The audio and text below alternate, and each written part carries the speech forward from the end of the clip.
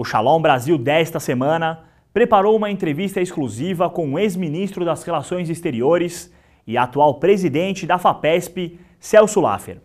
Confira na reportagem de Kátia Silva. Filho de Abraão Jacob Laffer, descendente de uma família judia lituana que imigrou para o Brasil, ele nasceu em 7 de agosto de 1941 e é graduado em Direito pela Universidade de São Paulo. Mestrado em Ciência Política pela Cornell University e doutorado em Ciência Política pela mesma universidade em 1970. Foi ministro de Estado das Relações Exteriores em 1992 e vice-presidente ex-ofício da Conferência da ONU sobre o Meio Ambiente e Desenvolvimento, a Rio 92. E agora, em entrevista exclusiva, acompanhe um pouco de sua trajetória. Minha vida tem várias dimensões e vários percursos, como a de todo mundo, né? Naturalmente, acho que a dimensão mais importante é, de um lado, a experiência acadêmica, a de professor, enfim, que eu fui durante basicamente toda a minha vida. Eu tive também o privilégio de exercer funções públicas. Eu fui ministro das Relações Exteriores em 92 e, como tal, o vice-presidente ex-ofício da Conferência do Rio de 92 sobre Meio Ambiente e Desenvolvimento. Grande marco da vida internacional e a maior conferência internacional que o Brasil sediou. Eu fui também embaixador do Brasil em Genebra. Grande experiência também, porque eu peguei o momento de consolidação da Organização Mundial do Comércio e deste empenho de encontrar, por meio de um sistema multilateral de comércio, caminhos para o desenvolvimento do mundo como um todo.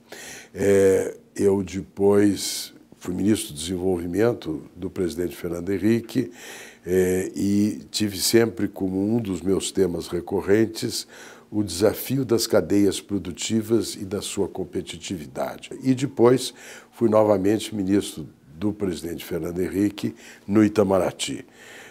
Uma experiência rica que envolveu discutir temas complexos como os da integração sul-americana, como o desafio representado em 2001 pelo terrorismo internacional e da crescente instabilidade internacional trazido por este momento, e também o desafio que eu creio que foi importante da grande reunião de Doha da OMC, que lançou a rodada Doha, que ainda não se concluiu, mas que fez outras coisas importantes, como a declaração sobre tríplice saúde pública. Eu creio que agora estou tendo uma experiência única, que é a de presidir a Fundação de Amparo à Pesquisa do Estado de São Paulo. Durante a conversa, Celso Laffer contou um pouco mais sobre como enxerga a comunidade judaica presente no Brasil. É uma comunidade numericamente circunscrita, quando comparada com outras comunidades e outras origens, mas ela tem uma dimensão importante em diversos planos, no plano da cultura, no plano da economia, no plano do conhecimento, de maneira que ela tem uma densidade própria e ela encontrou no Brasil um campo importante para crescer, se desenvolver e encontrar um espaço de liberdade. Eu falo um pouco sobre a experiência da minha própria família. Minha família veio para o Brasil no final do século XIX e ela encontrou um espaço extraordinário para ter um papel em todos os campos da vida brasileira, no campo da empresa, no campo da economia, no campo da cultura e no campo da política. Então, sem querer fazer da experiência pessoal da minha família um paradigma, eu acho que ela ilustra o espaço de possibilidades que o Brasil ofereceu à imigração judaica. Professor, conta um pouquinho para a gente, então, qual que é a importância dos judeus nas relações internacionais. Uma das coisas interessantes e importantes do Estado de Israel é, enfim, uma sociedade muito voltada para a inovação e muito voltada para o avanço do conhecimento. Então, a FAPESP tem celebrado vários acordos de cooperação com universidades de Israel. A contribuição que o Estado de Israel pode dar para o nosso país é significativo e esta é uma área em que eu tenho procurado contribuir. Laffer nos conta que quando surge um problema, o bom humor deve prevalecer.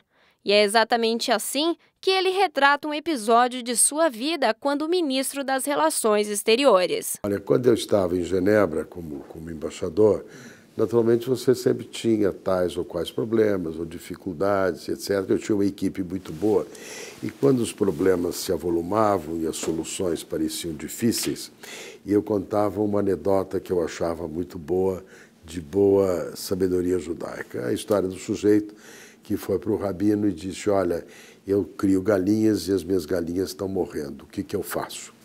Ele disse, olha, você troca a ração. Na semana que vem, ele voltou e o rabino disse, você está bem? Ele disse, não, olha, as minhas galinhas continuam morrendo, o que eu faço? Bom, então, olha, você troca a água, deve ser esse o problema. Na terceira semana, o sujeito voltou e diz, olha, o que eu faço? Então, continuam morrendo. Olha, então deve ser um problema de arejar o galpão. Abre, areja o galpão, etc. E tal. Na quarta semana, ele voltou e o rabino disse, bom, e aí? Eles, olha, continuam morrendo. Aí o rabino perguntou, escuta, você tem muitas galinhas? Ele disse, tenho. Ele disse, que bom, porque eu tenho muitas ideias.